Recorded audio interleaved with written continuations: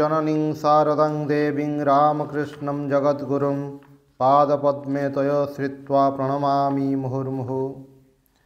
श्रीमा शारदा देवी स्मृति कथा स्वामी अरूपानंद द्वारा 16 अक्टोबर 1912 ख्रीष्टाब्द बुधवार बेलूर मठ मठरे दुर्गा पूजा हेब। आज देवी दुर्गा बोधन हेब। श्री श्री माँ आज अपराह्न मठ को आसबे। संध्या समागत प्राय है। माँर आसवा विलंब हो देखि पूजनीय बाबूराम महाराज एपट सेपट दौड़बार लगी। मठर प्रवेश द्वार में मंगल कलश और कदली गछ स्थापन होना देखि से कही उठिले, ये सबू एपर्यंत होना, माँ आसबे केमिति? देवी बोधन सरिबा संगे संगे ही श्री श्री माँ गाड़ी मठरे पहुँचला। गलाप माँ को हाथ धरी गाड़ी ओह्लाइले। ओह्लाइबा परे सबुकिछि देखि माँ कहिले, सबु फिटफाट। आमे जेपरि सजबाज होई माँ दुर्गा ठाकुराणी आसिलु। अष्टमी दिन अनेक लोक श्री श्री माँ को प्रणाम कले। 300 रु अधिक हेब। उत्तर पाखर कठा घरे माँ और स्त्री भक्त मानकर रहिबा पई स्थान करा होइथिला। ताहार दक्षिण दिग घरटी माँ रहुथिले। तख्तपोष उपरे पश्चिम मुआ होई गड़ झुलाई बसी माँ भक्त मानकर प्रणाम ग्रहण कले। 3-4 जन मंत्र मध्य नेले। उपरओड़ी 9 दीदींकर अर्थात गिरीश बाबू भगिनींकर मृत्यु प्रसंग आलोचना होउथिला। बोधन पूजा दिन राति हठात तांकर मृत्यु है। माँ कहिले, देख मनीष यही अच्छी यही नहीं, किछि सांगरे जीव नहीं। एकमात्र धर्म अधर्म ही सांगरे जीव। पाप पुण्य मृत्यु पर मध्य सांगरे जाए। गोटे पिला स्वप्न रे मंत्र पाइथिला। ठाकुरे ताकू कलरे बसाई मंत्र देइछंती। से माँ को ठारू सब बुझीनेला। माँ सही कथारे कहिले, एई ब्राह्मण पिलाटी को ठाकुरे कलरे बसाई मंत्र देइछंती। मु पचारिली, तुमे ताकू पुणी मंत्र देल? माँ कहिले, ना, मु कहिली तुमे कृपासिद्ध, तुमे यही मंत्र जप करी ही सिद्ध हेब। मु तार मंत्र कहीं शुणा जीवी? मु ताकू जप करने पद्धति देखाईदेली। विजया दशमी दिन डाक्तर कांजीलाल जो नौकार प्रतिमा गंगारे विसर्जन कराहब से चढ़ी देवी सम्मुखें नाना प्रकार मुखभंगी और अंग कौतुक करुथिले एवं अनेक से सब देखि हसी हसी गड़ुथिले। जड़े मार्जित रुचि ब्रह्मचारी एथिरे अत्यंत विरक्त होउथिले। मठ उत्तर पाख बगीचारे रही माँ मध्य नौकार यही सब घटना देखुथिले और आनंदिता हेउथिले। मु माँ को कहिली, माँ देवी आगरे से प्रकार करुछंती बोली ब्रह्मचारी महाराज कांजीलाल डाक्तर को गाड़ी दौरान। माँ कहिले, ना ना, ए सब ठीक। गीत बाजा रंग व्यंग इत्यादि द्वारा सबु प्रकार देवी को आनंद देवा हुए। पूजार केते दिन बेलूरे रही विजया दशमी परदिन माँ कलिकता प्रत्यागमन कले एवं अल्प दिन सेठार रही काशीधाम गमन कले। 5 नवेम्बर 1992 मंगलवार एकादशी काशीधाम। दिन प्राय गोटाए बेले श्री श्री माँ काशी अद्वैत आश्रम को शुभागमन कले। सेठारे किछि क्षण रहिला परे किरण बाबूंकर नूतन कठाघर को गमन कले। गृहटी संपूर्ण नुआ। आश्रमर निकटवर्ती सुंदर प्रशस्त बारंडा। ताहा देखि माँ प्रशंसा करी कहिले, भाग्यवान नहेले एमिति हुए नहीं। क्षुद्र स्थान रहिले मन मध्य क्षुद्र हुए। खला जगारे मनीषर मन मध्य खला हुए। माँ एही घरे 2 तालारे उठी प्रथम घरटी थिले। गलाप माँ, मास्टर महाशय स्त्री और आहुरी अनेक स्त्री भक्त माँ सहित थिले। तड़े प्रज्ञानंद स्वामी और आमे रहुथिलु। ता परदिन ही सकाळ बेला पालिंकीरे माँ विश्वनाथ और अन्नपूर्णा दर्शन करने को गले। शनिवार कालीपूजा दिन सकाळे माँ पुनर्बार अद्वैताश्रम आसिले एवं सेवाश्रम दर्शन कले। पूज्यपाद राजा महाराज, हरि महाराज, चारुबाबू, डाक्तर कांजीलाल प्रभृति अनेक उपस्थित थिले। केदार बाबा श्री श्री माँ पालिंकी संगरे चाली चाली आसी समस्त वार्ड देखाइले और प्रत्येकटीर परिचय देले। अन्यान्य सबु देखि माँ दक्षिण बारंडारे चौकी आसन ग्रहण कले एवं केदार बाबा सहित कथा कहू कहू ସେବାଶ୍ରମର ଗୃହ ବଗିଚା ଓ ବ୍ୟବସ୍ଥା ସମ୍ବନ୍ଧରେ ଅତିଶୟ ପ୍ରୀତି ପ୍ରକାଶ କଲେ। ମା କହିଲେ, ଏଠାରେ ଠାକୁର ନିଜେ ବିରାଜ କରୁଛନ୍ତି ଏବଂ ମା ଲକ୍ଷ୍ମୀ ପୂର୍ଣ୍ଣ ହୋଇ ରହିଛନ୍ତି। ଆଚ୍ଛା, ଏହା ପ୍ରଥମେ କେମିତି ଆରମ୍ଭ ହେଲା? ଏ ଭାବନା କାହା ମୁଣ୍ଡରେ ପ୍ରଥମେ ପଶିଥିଲା? କେଦାର ବାବା ଉତ୍ତରରେ ଚାରୁବାବୁ ପ୍ରଭୃତିଙ୍କ ଯତ୍ନ ଓ ଅଧ୍ୟବସାୟର ଉଲ୍ଲେଖ କରି କହିଲେ, ଘର ତିଆରି ବେଳେ ବୁଢ଼ା ବାବା ଠିଆ ହୋଇ କାମ କରାଇଥିଲେ। ରାଜା ମହାରାଜ କେଦାର ବାବାଙ୍କ ଯତ୍ନ, ଉଦ୍ୟମ ଓ ପରିଶ୍ରମର କଥା କହିଲେ। ମା ଆନନ୍ଦିତା ହୋଇ କହିଲେ, ଏ ସ୍ଥାନଟି ଏତେ ସୁନ୍ଦର ଯେ ମୋର ଇଚ୍ଛା ହେଉଛି କାଶୀରେ ରହିଯିବି। ମା ବସାକୁ ଫେରିବାର ଅଳ୍ପ କ୍ଷଣ ପରେ ହିଁ ଜଣେ ଭକ୍ତ ଆସି ଅଧ୍ୟକ୍ଷଙ୍କୁ କହିଲେ, ଶ୍ରୀ ଶ୍ରୀ ମାଙ୍କର ସେବାଶ୍ରମକୁ ଦାନ ହିସାବରେ ଏହି 10 ଟଙ୍କା ଜମା କରିନେବେ। ଡିସେମ୍ବର 14 ତାରିଖ ଶୁକ୍ରବାର ଶ୍ରୀ ଶ୍ରୀ ମା ପାଲିଙ୍କିରେ ପ୍ରଥମେ କାଳଭୈରବ, ବେଣୀମାଧବ, ତ୍ରୈଲଙ୍ଗ ସ୍ୱାମୀ, ନାଗପୁର ରାଜାଙ୍କର ମନ୍ଦିର, ଗ୍ୱାଲିୟର ରାଜାଙ୍କର ମନ୍ଦିର, ସଙ୍କଟମୋଚନ, ବୀରେଶ୍ୱର ଓ ମଣିକର୍ଣ୍ଣିକା ପ୍ରଭୃତି ଦର୍ଶନ କରି ସନ୍ଧ୍ୟାରେ ବାସସ୍ଥାନକୁ ଫେରିଆସିଲେ।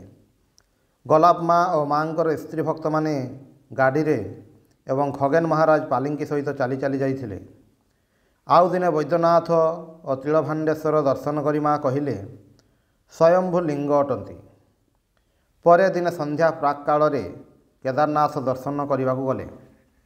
କିଛି କ୍ଷଣ ଗଙ୍ଗା ଦର୍ଶନ କରି ସନ୍ଧ୍ୟା ଆରତୀ ଦର୍ଶନ କଲେ।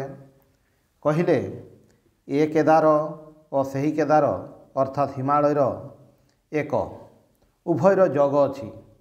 ଏହାଙ୍କୁ ଦର୍ଶନ କଲେ ହିଁ ତାଙ୍କୁ ଦର୍ଶନ କରିବା ହୁଏ। ଅତ୍ୟନ୍ତ ଜାଗ୍ରତ ଦେବତା ଅଟନ୍ତି। ଦିନେ ମା ସାରନାଥ ଦେଖିବାକୁ ଯାଇଥିଲେ। କେତେଜଣ ସାହେବ ମଧ୍ୟ ତାହା ଦେଖିବାକୁ ସେଠାକୁ ଆସିଥିଲେ। ସେମାନେ ସମସ୍ତେ ଆଶ୍ଚର୍ଯ୍ୟ ହୋଇ ସାରନାଥର ପୁରାତନ କୀର୍ତ୍ତି ଦେଖୁଥିଲେ। ମା କହିଲେ, ଯେଉଁମାନେ ନିର୍ମାଣ କରିଥିଲେ ସେମାନେ ହିଁ ପୁଣି ଆସିଛନ୍ତି ଏବଂ ଦେଖି ବିସ୍ମିତ ହୋଇ କହୁଛନ୍ତି, କି ଆଶ୍ଚର୍ଯ୍ୟ କୀର୍ତ୍ତି ସବୁ କରିଯାଇଛନ୍ତି। ସାରନାଥରୁ ଫେରିବା ବେଳେ ରାଜା ମହାରାଜ ନିଜ ଗାଡ଼ିରେ ମାଙ୍କୁ ପଠାଇଲେ। ପ୍ରଥମେ ମା ମୋଟେ ରାଜି ହେଉନଥିଲେ। କହିଲେ, ନାହିଁ ନାହିଁ, ସେଇ ଗାଡ଼ିରେ ରାଖାଲ ଆସିଛି, ରାଖାଲ ଓ ଅନ୍ୟମାନେ ଯିବେ। ମୋର ଏ ଗାଡ଼ିରେ କଷ୍ଟ ହେବ ନାହିଁ। ମାଙ୍କ ଗାଡ଼ି କିଛି ଦୂର ଯାଇ ଦୃଷ୍ଟି ଅଢୁଆଳ ହୋଇଛି କି ନାହିଁ, ରାଜା ମହାରାଜ ଯେଉଁ ଗାଡ଼ିରେ ଉଠିଥିଲେ ତାହାର ଘୋଡ଼ା କ୍ଷିପ୍ତ ହୋଇ ଗାଡ଼ି ସହ ରାସ୍ତାକଡ଼ ନାଳରେ ପଡ଼ିଲା। ରାଜା ମହାରାଜଙ୍କର ଦେହ ବହୁ ସ୍ଥାନରେ କଟିଯାଇ ରକ୍ତପାତ ହୋଇଥିଲା। ଏହି ଘଟଣାରେ ମା କହିଥିଲେ, ଏହି ବିପଦ ମୋରି ଭାଗ୍ୟରେ ଥିଲା। ରାଖାଲ ଜୋର ଜବରଦସ୍ତ ନିଜ କାନ୍ଧରେ ଟାଣିନେଲା। ତା ନହେଲେ ପିଲାଗୁଡ଼ାକ ଗାଡ଼ିରେ ଥିଲେ କ'ଣ ଯେ ହୋଇଥାନ୍ତା। କାଶୀରେ ଥରେ ମା 2 ଜଣ ସାଧୁଙ୍କୁ ଦର୍ଶନ କରିଥିଲେ। ଗଙ୍ଗା କୂଳରେ ଜଣେ ନାନକପନ୍ଥୀ ସାଧୁ ଏବଂ ଅନ୍ୟ ଜଣଙ୍କ ଚାମେଲିପୁରୀ। ଚାମେଲିପୁରୀଙ୍କୁ ଦର୍ଶନ କରି ଗୋଲାପ ମା ପଚାରିଲେ, କିଏ ଖାଇବାକୁ ଦିଏ? ବୃଦ୍ଧ ସାଧୁ ତାହାର ଉତ୍ତରରେ ଖୁବ୍ ତେଜ ଓ ବିଶ୍ୱାସ ସହ କହିଲେ, ଏକ ଦୁର୍ଗା ମାଇ ଦେତି ହେ और कौन देता। ଏହି ଉତ୍ତରଟି ଶୁଣି ମା ଖୁବ୍ ଖୁସି ହୋଇଥିଲେ।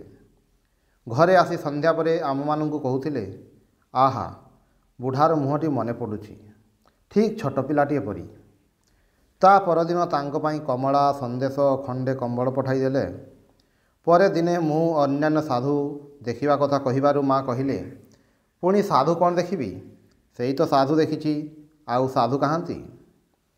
ଦିନେ କାଶୀର କିଛି ସ୍ତ୍ରୀ ଲୋକ ଶ୍ରୀ ଶ୍ରୀ ମାଙ୍କୁ ଦର୍ଶନ କରିବାକୁ ଆସି ଦେଖିଲେ ମା ରାଧୁ, ଭୂଦେବ ପ୍ରଭୃତି ପିଲାମାନଙ୍କୁ ନେଇ ଖୁବ୍ ବ୍ୟସ୍ତ। ପୁଣି ନିଜର ପରିଧାନ ବସ୍ତ୍ରଟି ଚିରି ଯାଇଥିବାରୁ ତାହା ଟିକେ ସିଲେଇ କରିଦେବାକୁ ଗୋଲାପ ମାଙ୍କୁ କହୁଛନ୍ତି। ସେସବୁ ଦେଖି ତାଙ୍କ ଭିତରୁ ଜଣେ କହି ଉଠିଲେ, ମା, ଆପଣ ତ ଦେଖୁଛି ଘୋର ମାୟାର ବଦ୍ଧ। ଅସ୍ଫୁଟ ସ୍ୱରରେ ମା କହିଲେ, କ'ଣ କରିବି ମା, ନିଜେ ହିଁ ତ ମାୟା।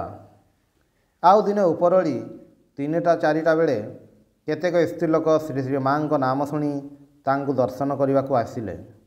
ମା ବାରଣ୍ଡାରେ ବସିଥିଲେ। ଗୋଲାପ ମା ପ୍ରଭୃତି ଗୋଟିଏ ପାଖରେ ବସିଛନ୍ତି। ତାଙ୍କ ଭିତରୁ ଜଣେ ସ୍ତ୍ରୀ ଲୋକ ଗୋଲାପ ମାଙ୍କୁ ବୟୋଜ୍ୟେଷ୍ଠ ଏବଂ ଆକର୍ଷଣୀୟ ଆକୃତି ବିଶିଷ୍ଟା ଦେଖି ତାଙ୍କୁ ହିଁ ଶ୍ରୀ ଶ୍ରୀ ମା ମନେ କରି ପ୍ରଣାମ କରି କଥା ହେବାକୁ ଉଦ୍ୟତ ହେବାରୁ ଗୋଲାପ ମା ବୁଝିପାରି କହିଲେ, ହେଇ ସେ ହିଁ ଶ୍ରୀମା। ମାଙ୍କର ସାଦାସିଧା ଚେହେରା ଦେଖି ସେ ଭାବିଲେ, ଶ୍ରୀମା ବୋଧହୁଏ ରହସ୍ୟ କରୁଛନ୍ତି। ଗୋଲାପ ମା ପୁଣି ସେପରି କହିବାରୁ ସେ ଯେମିତି ମାଙ୍କୁ ପ୍ରଣାମ କରିବାକୁ ଗଲେ ସେ କ୍ଷଣି ମା ମଧ୍ୟ ହସି କହିଲେ, ନା ନା, ସେ ହିଁ ଶ୍ରୀମା। ସେତେବେଳେ ସ୍ତ୍ରୀଲୋକ ଜଣକ ମହା ସମସ୍ୟାରେ ପଡ଼ିଲେ। ଗୋଲାପ ମା ଏବଂ ମା ବାରମ୍ବାର ପରସ୍ପରକୁ ଦେଖାଇ କହୁଛନ୍ତି ସେ ହିଁ ମା ଠାକୁରାଣୀ। ଆମେ ଏହା ଦେଖି ହସୁଛୁ। ଶେଷରେ ଯେତେବେଳେ ସେ ଗୋଲାପ ମାଙ୍କୁ ହିଁ ଶ୍ରୀ ଶ୍ରୀ ମା ନିଶ୍ଚୟ କରି ତାଙ୍କ ଆଡ଼କୁ ଗଲେ, ସେତେବେଳେ ଗୋଲାପ ମା ତାଙ୍କୁ ଧମକେଇ କହିଲେ, ତୁମର କ'ଣ ବୁଦ୍ଧି ବିବେଚନା ନାହିଁ? ଦେଖିପାରୁନାହଁ ମଣିଷର ମୁହଁ ନା ଦେବତାଙ୍କ ମୁହଁ? ମଣିଷର ଚେହେରା କ'ଣ ସେମିତି ହୁଏ? ବାସ୍ତବିକ ମାଙ୍କର ସରଳ ପ୍ରସନ୍ନ ଦୃଷ୍ଟିରେ ଏପରି ଏକ ବିଶେଷତ୍ୱ ଥିଲା ଯାହା ପାଇଁ ସ୍ୱତଃ ତାଙ୍କୁ ଟିକିଏ ଅସାଧାରଣ ବୋଲି ଧାରଣା ହେଉଥିଲା। କିରଣ ବାବୁଙ୍କ ଘର କାଶୀଧାମ ପ୍ରାତଃକାଳ। ମୁଁ କହିଲି, ବିଶ୍ୱନାଥଙ୍କୁ ପ୍ରତିଦିନ ବହୁତ ଲୋକ ସ୍ପର୍ଶ କରନ୍ତି, ତେଣୁ ସନ୍ଧ୍ୟା ପରେ ଅଭିଷେକ ହେବା ପରେ ଆରତି ଓ ଭୋଗ ହୁଏ। ମା କହିଲେ, ପଣ୍ଡାମାନେ ଟଙ୍କା ପାଇଁ ସେମିତି ଛୁଇଁବାକୁ ଦିଅନ୍ତି। କାହିଁକି ଛୁଇଁବାକୁ ଦେବ? ଦୂରରୁ ଦର୍ଶନ କଲେ ତ ହୁଏ। ଯେତେ ଲୋକଙ୍କର ପାପ ଆସି ଲାଗୁଛି, କେତେ ଦୁଶ୍ଚରିତ୍ର ଖରାପ ଲୋକ ତାଙ୍କୁ ଛୁଉଁଛନ୍ତି। ଜଣେ ଜଣେ ଲୋକ ଅଛନ୍ତି ଯେ ଛୁଇଁଲେ ପୁରା ଦେହ ଗରମ ହୋଇଯାଏ, ପୋଡ଼ାଜଳା ହୁଏ, ତେଣୁ ହାତ ଗୋଡ଼ ଧୋଇ ପକାଇବାକୁ ହୁଏ। ତଥାପି ଏଠାରେ ଲୋକଙ୍କ ଭିଡ଼ କଲିକତା ଠାରୁ କମ୍। ମୁଁ କହିଲି, ଏଠାରେ ଯେ ମହାରାଜମାନଙ୍କର ଅନୁମତି ଆଣିଲେ ହିଁ ଦର୍ଶନ ହୁଏ, ଭିଡ଼ କମାଇବା ପାଇଁ ଏହି ବ୍ୟବସ୍ଥା କରିଛନ୍ତି।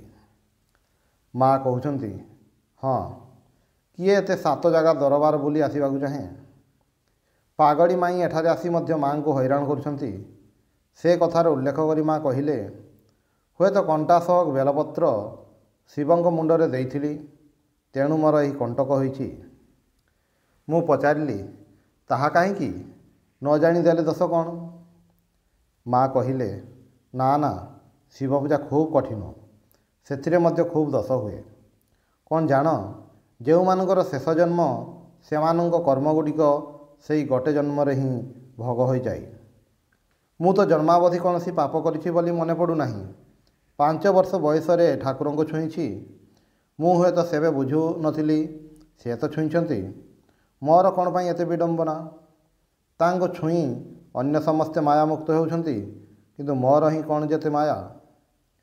ମୋର ଯେଉଁ ମନ ରାତିଦିନ ଊର୍ଦ୍ଧ୍ୱରେ ଉଠି ରହିବାକୁ ଚାହୁଁଛି, କିନ୍ତୁ ଜୋର ଜବରଦସ୍ତ ତାହା ମୁଁ ନିମ୍ନରେ ରଖୁଛି। ଦୟା ଯୋଗୁଁ ଏମାନଙ୍କ ପାଇଁ ଏବଂ ମୋର ହିଁ ଏତେ ଦହଗଞ୍ଜ। ମୁଁ କହୁଛି, ମା, ସେମାନେ ଯେତେ ହିଁ ଉତ୍ତ୍ୟକ୍ତ କରନ୍ତୁ ନା କାହିଁକି, ତୁମେ ସବୁ ସହିନେବ। ମଣିଷ ହୋସ୍ରେ ଥିଲେ ରାଗେ ନାହିଁ। ମା କହିଲେ, ଠିକ୍ କଥା କହିଛ ବାବା, ସହିବା ଠାରୁ ବଳି କିଛି ନାହିଁ। ତେବେ କ'ଣ ଜାଣ, ମୋର ବି ତ ରକ୍ତ ମାଂସରେ ତିଆରି ଶରୀର। ହୁଏତ ରାଗିଯାଇ କିଛି କହି ପକାଇବି। ନିଜ ମନରେ ମା କହୁଛନ୍ତି, ଯିଏ ସମୟରେ ଆହା କହେ ସେ ବାନ୍ଧବ, ଅସମୟରେ ଆହା କଲେ କ'ଣ ହେବ? ଓଂ ନିରଞ୍ଜନମ୍ ନିତ୍ୟମନନ୍ତ ରୂପଂ ଭକ୍ତାନୁକମ୍ପାଧିତ ବିଗ୍ରହଂ ବୈ ଈଶାବତାରଂ ପରମେଶମିଡ୍ୟଂ ତ୍ୱଂ ରାମକୃଷ୍ଣଂ ଶିରସା ନମାମି।